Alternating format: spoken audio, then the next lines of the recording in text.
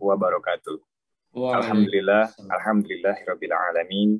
Wassalatu wassalamu ala asrafil anbiya'i wal mursalin wa ala alihi wa sahbihi wa man da'a bidawatihi wa tazama fi tariqatihi wa tarasama khatahu wa jalalan aqidatan islamiyatan asasan li fiqratih wa min ihsan li amalih wa masdaran li ahkamih. Asyhadu alla ilaha illallah wa asyhadu anna Muhammadan abduhu wa rasuluhu la nabiyya ba'da.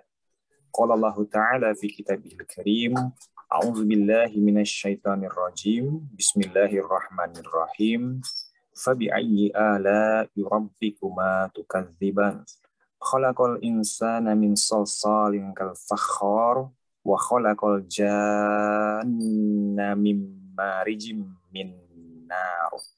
Alhamdulillah, segala puji syukur senantiasa kita curahkan ke hadirat Allah Ilahir Rabbi, Allah yang memberikan kepada kita penghidupan, Allah yang menjadikan kita di dalam sebuah kehidupan di antara manusia dan alam semesta, dan Allah yang menjadikan kita menjadi khalifatul fil ard, sebagai seorang penghuni dan juga yang memakmurkan muka bumi ini di antara seluruh makhluk yang ada.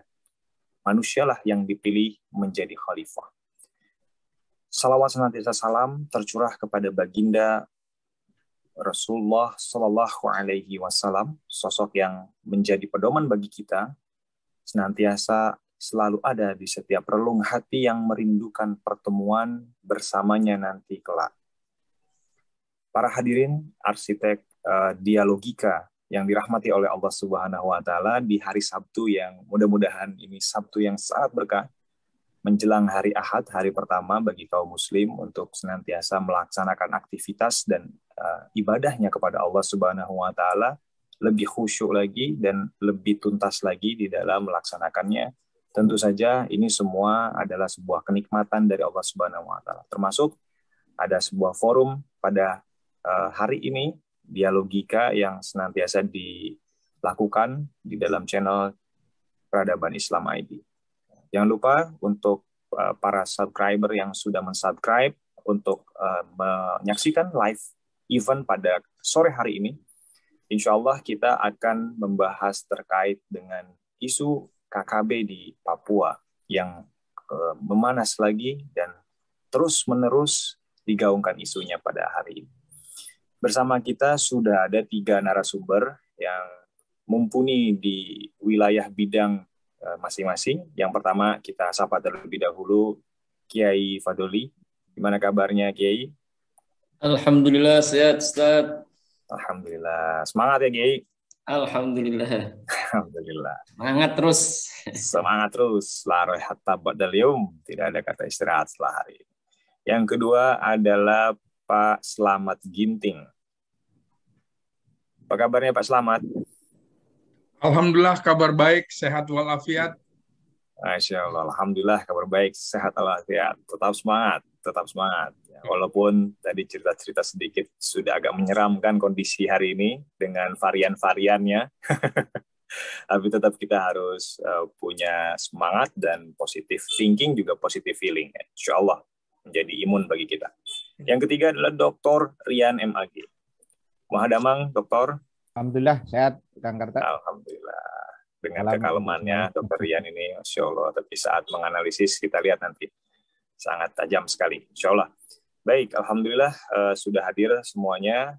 Kita juga mengajak pada seluruh peserta yang ada di majelis Zoom untuk bisa mensubscribe channel YouTube Catatan Peradaban maupun Dialogika di channel Peradaban Islam ID. Share, like, dan juga subscribe. Insya Allah menjadi pahala dan ladang jariah untuk kita semuanya. Baik, kita tidak lama-lama, kita mulai langsung kepada Pak Slamet Ginting terlebih dahulu. Pak Slamet Ginting, mungkin ini isu yang terus diulang-ulang, bagaimanapun juga Papua adalah sebuah wilayah yang sangat seksi, ya, strategis lah gitu, untuk dimainkan isu-isu berkaitan dengan KKB. Dan KKB pun juga dinilai oleh aparat, dalam hal ini TNI, sebagai sahabat nih, Pak Slamet Ginting. atau orang yang belum mengetahui seluk-beluk NKRI pada filosofinya atau pada dasarnya. Bagaimana Pak Slamet Ginting melihat hal demikian dalam dinamikanya Indonesia hari ini menjaga keutuhan? Monggo Pak Slamet Ginting. Ya, Assalamualaikum warahmatullahi wabarakatuh. Waalaikumsalam. Ya, teman-teman semua, kita diskusi fokus dengan masalah di bumi Cendrawasih. Jadi, masalah Papua ini bukan saja masalah yang baru muncul tahun ini, tapi memang sudah ada sejak tahun 49 ketika kemudian kita ingin memproklamasikan wilayah-wilayah kita, di mana ketika tahun 45 itu ada kesepakatan bahwa wilayah Indonesia itu akhirnya adalah wilayah bekas jajahan Hindia Belanda. Nah, termasuk di dalamnya adalah Papua, yang dulu kemudian namanya berubah-ubah begitu ya. Tapi kemudian Belanda ini tidak rela kan bahwa Papua itu segera dijadikan bagian dari wilayah Indonesia. Itu dari tahun 49 perjuangannya ketika kemudian Belanda pun mengakui kemerdekaan Indonesia itu adalah pada tahun 1949, bukan 1945. Nah, perjuangan itu kan sampai akhirnya kita kehabisan kesabaran, sampai kemudian muncullah deklarasi Trikora atau Tiga Komando Rakyat itu. Antara lain adalah kita harus merebut Irian Barat sebagai bagian dari wilayah Ibu Pertiwi. Nah, ini tidak mudah ketika Belanda akhirnya menyerah dalam tanda petik, maka dia memberikan PR atau kemudian membuat boneka-boneka untuk mempersulit Indonesia.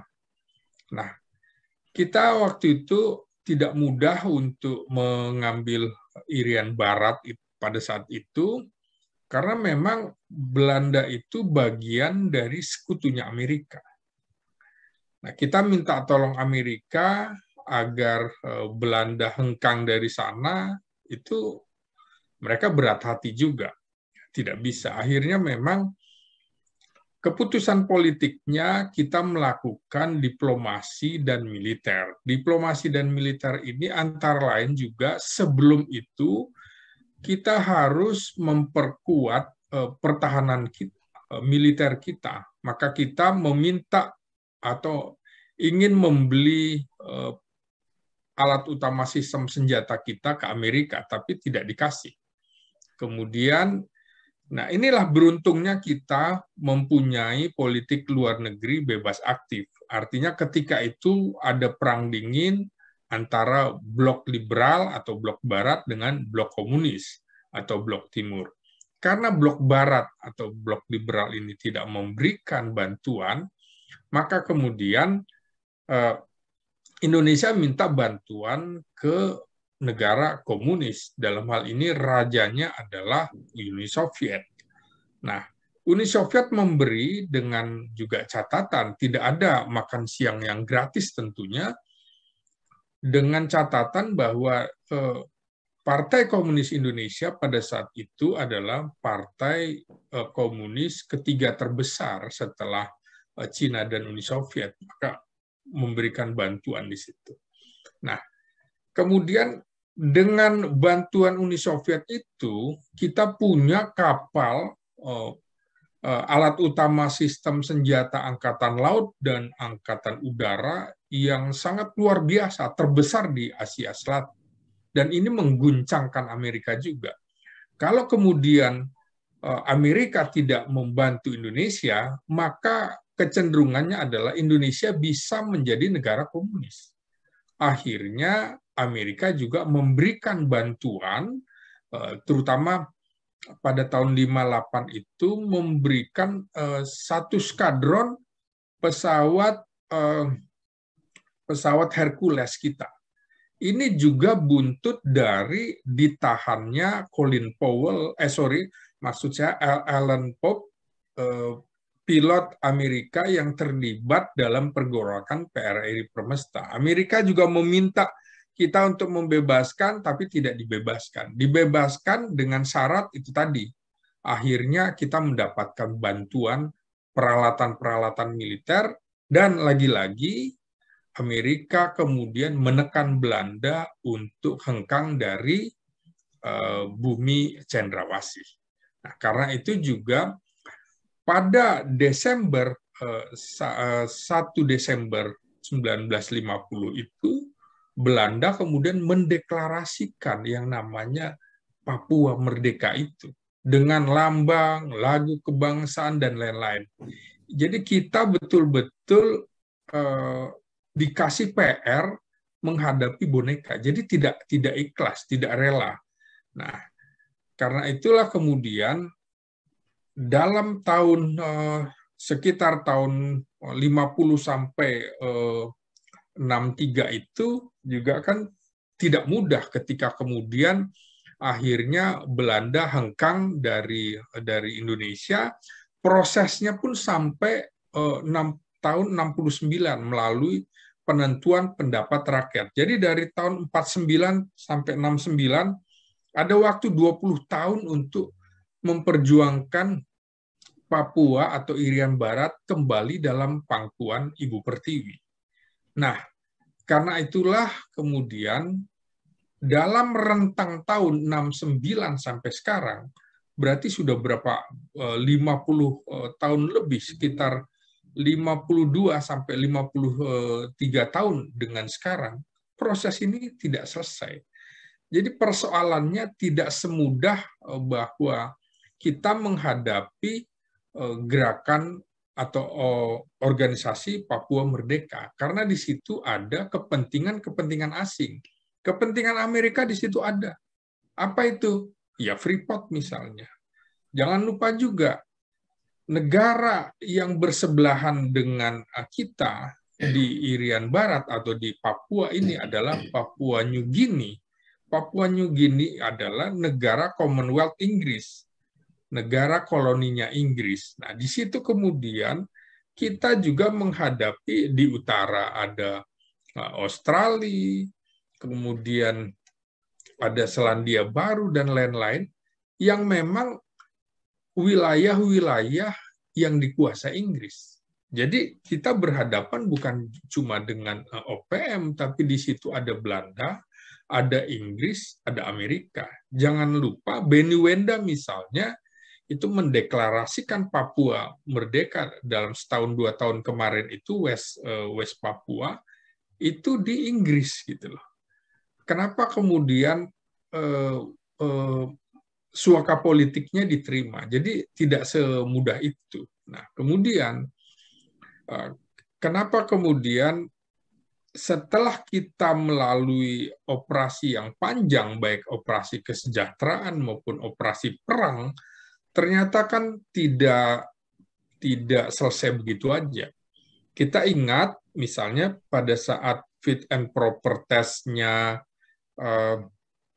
Jenderal Andika Perkasa menjadi Panglima TNI di DPR, di situ dikemukakan bahwa akan mengubah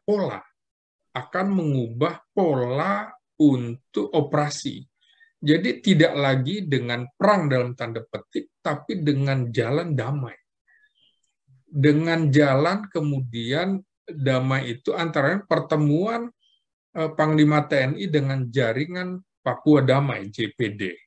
Dan inilah kemudian ketika orang bingung, kok Kasat itu mengatakan bahwa organisasi Papua Merdeka ini sebagai saudara kita, ya karena dia menerjemahkan apa yang menjadi kebijakan Panglima TNI.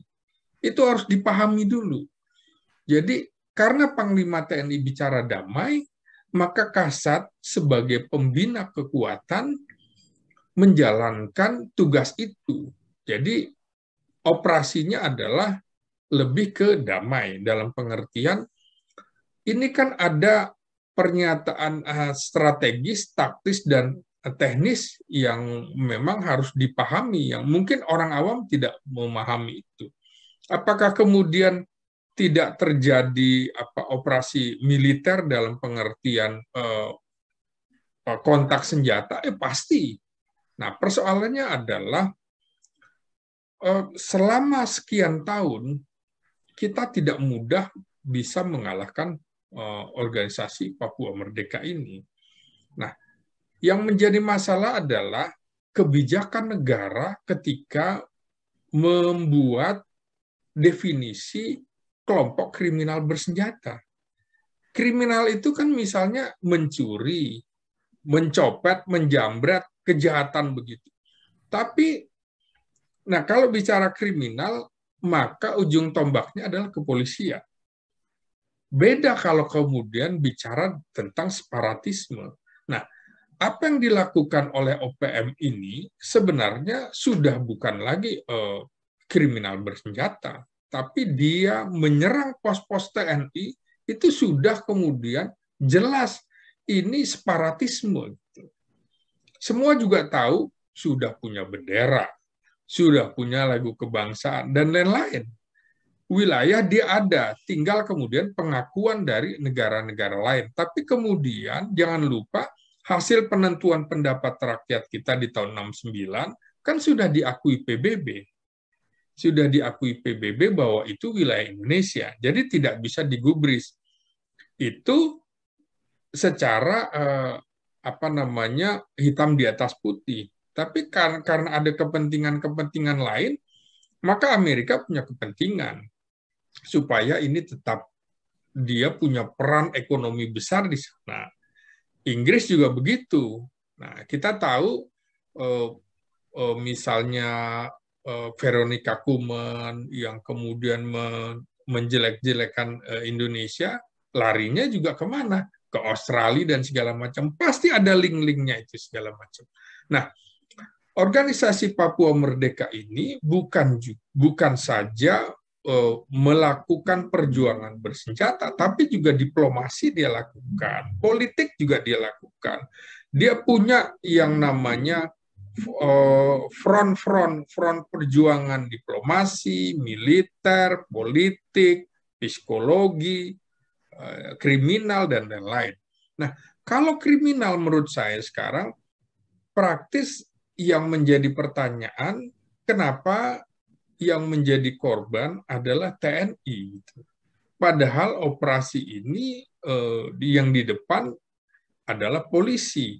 Nah, ini pelajaran bagi kita semua, termasuk kepada DPR. Nah, kenapa kepada DPR? Jangan lupa kemudian bagaimanapun APBN itu harus dengan persetujuan Presiden dan DPR, terutama mengenai anggaran pertahanan kita.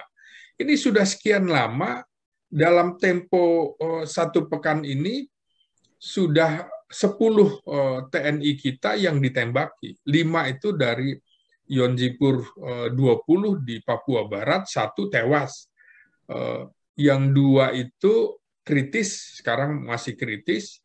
Kemudian yang 2 luka ringan. Nah, ini masih ada perkembangan. Kemudian lagi yang terakhir, Batalion Infanteri 408 Raider, itu 1 tewas, itu mobil ditembak. Nah, persoalannya di sini adalah ternyata kita tidak bisa begitu saja mampu mengalahkan organisasi Papua Merdeka. Jadi militer kita belum mampu mengalahkan mereka.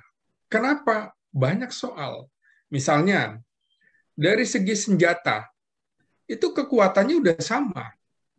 Artinya senjata kita dengan senjata mereka sama. Senjata standar SS-1 atau M16, senjata modern. Itu kan dari sisi senjata sama. Kemudian kita punya yang namanya sebelum berangkat, namanya pratugas. Pratugas 3 bulan sebelum diberangkatkan. Bayangkan mereka itu sejak lahir sudah di situ.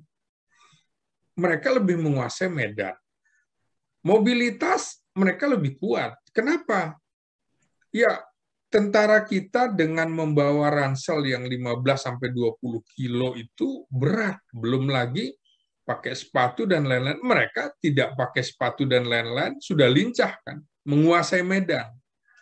Nah, kemudian dari sisi penguasaan wilayah mereka tahu, penguasaan alam mereka tahu. Nah, kita kalah di situ. Maka yang bisa mengalahkan mereka adalah teknologi.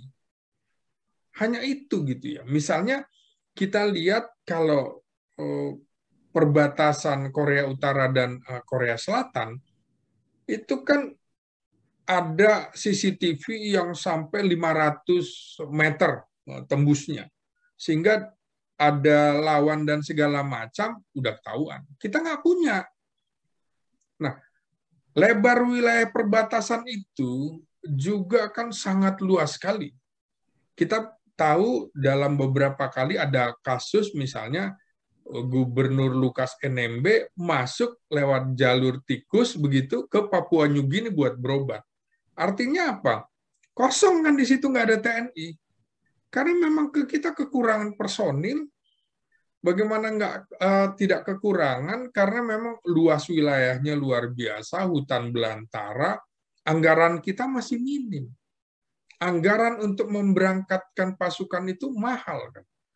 Makanya kemudian harus ada evaluasi, misalnya konsentrasi kita adalah menjaga kedaulatan di Papua. Kenapa itu tidak difokuskan dana ke situ, malah kemudian kita sekarang sibuk dengan ibu kota negara baru misalnya. Kenapa tidak konsentrasi di sini? Karena kita terancam kehilangan kedaulatan. Itu tadi dari sisi militernya aja kita kalah dalam pengertian ini menjadi masalah karena TNI saja dianggap tidak mampu melindungi dirinya, apalagi melindungi rakyat di sana. Maka orang-orang Papua barangkali kemudian kalau saya dekat dengan TNI, siapa yang bisa lindungi saya? TNI-nya saja sudah mati. Artinya moral prajurit dalam kasus ini bisa runtuh, bisa jatuh. Kepercayaan rakyat juga begitu. Karena itu harus dievaluasi. Panglima TNI sedang berangkat ke Papua untuk mengevaluasi. Jangan-jangan kebijakannya juga tidak tepat, misalnya dengan cara damai dan segala macam. Jadi jangan kemudian pernyataan kasat itu bahwa KKB itu saudara kita atau sahabat kita sebagai sebuah kesalahan. Tidak, karena itu menerjemahkan pernyataan Panglima TNI bahwa dia mempunyai kebijakan yang berbeda. Nah, itulah yang harus kita evaluasi bagaimana membangun Papua ke depan dari sisi militer. Karena saya ditanya dari sisi militer, maka menurut saya ada kekosongan di perbatasan. Maka sebaiknya memang misalnya Kostrad itu kita punya 3 divisi. Divisi 3 itu kan wilayah Indonesia Timur. Nah, sekarang itu belum berimbang, baru mungkin sekitar 30% kekuatannya. Karena itu masih banyak kekuatan Kostrad di Pulau Jawa. Daripada kemudian lebih banyak di Pulau Jawa, geser saja ke Papua. Lagi-lagi anggaran. Kalau bicara anggaran, kalau bisa dijual saja lahan Kostrad di Pulau Jawa, diminta dibeli oleh pengusaha kemudian menyiapkan lahan baru dan bangunan baru untuk satuan-satuan TNI di sana. Agar tidak bicara lagi kendala-kendalanya adalah yaitu tadi, dananya bagaimana. Nah, ini harus dipikirkan. Jadi harus ada misalnya Brigade Infanteri Kostrad di perbatasan, Brigade Infanteri Kostrad di dalam, di hutan di dalam. Karena kalau tidak, itu kita lagi-lagi, kita sudah berapa banyak dalam 2 tahun belakangan ini, sekitar 27 personil TNI gugur di sana. Sementara 9 polisi. Justru 3 kali lipat lebih banyak. Jadi aneh juga kalau kemudian operasi ini dipimpin oleh polisi, tapi yang banyak gugur adalah TNI. Kan aneh gitu. Kenapa bukan polisi? Karena itu harus diubah. Kenapa bukan TNI? Ini kan bicara kedaulatan. Kenapa sih kita malu-malu bahwa ini separatis gitu? Separatis, teroris bersenjata. Istilah kriminal bersenjata, sudahlah. Kita jangan main definisi-definisi yang akhirnya rebutan peran seperti itu. Jadi sudahlah, ini urusan kedaulatan, antara lain tugas TNI adalah menjaga kedaulatan dan juga menjaga ideologi Pancasila dari ideologi-ideologi selain Pancasila. Jadi kan musuhnya memang adalah ideologi di luar Pancasila dan pihak-pihak yang ingin melepaskan diri dari Negara Kesatuan Republik Indonesia. Jadi saya pikir itu yang bisa menjadi pengantar saya, tidak mudah, karena itu saya masih ingin mendengar evaluasi seperti apa yang akan disampaikan oleh Panglima TNI sepulangnya dari Papua nanti. Apakah kemudian dalam 2 bulan kebijakan Jenderal Andika Perkasa akan ditarik, akan diubah, atau seperti apa? Karena pasukan yang dikirim saat ini adalah pasukan yang dulu ketika Jenderal Andika Perkasa menjadi Kasat, artinya beliau juga yang membina. Artinya bisa dilihat barangkali ada kekurangan-kekurangan evaluasi kenapa sampai satuan-satuan tempur dan banpur kita tidak berdaya dalam tanda petik. Ingat juga loh, ada kasus Kepala Badan Intelijen Negara Daerah Papua, Brigjen Putu itu tewas gitu. Bayangkan kemudian seorang jenderal mati di sana, tewas atau gugur di sana. Artinya apa?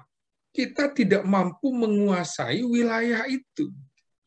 Artinya TNI fungsi pembinaan teritorial itu tidak jalan. Sandi Yuda atau intelijennya tidak berfungsi dengan baik karena tidak mampu mendeteksi lawan gitu. Artinya apa juga? Mereka justru dekat dengan rakyat yang kita tidak bisa lakukan itu. Berbeda dengan ketika misalnya TNI melakukan pagar betis melawan DITII di Bandung dulu. Itu kan menyatu dengan rakyat begitu. Nah, ini kan tidak bisa. Nah, disitulah kemudian harus ada evaluasi baik sisi anggaran, kebijakan, definisi, pembinaan, operasional, dan lain-lain nanti kita bisa diskusikan. Demikian, Bung Karta.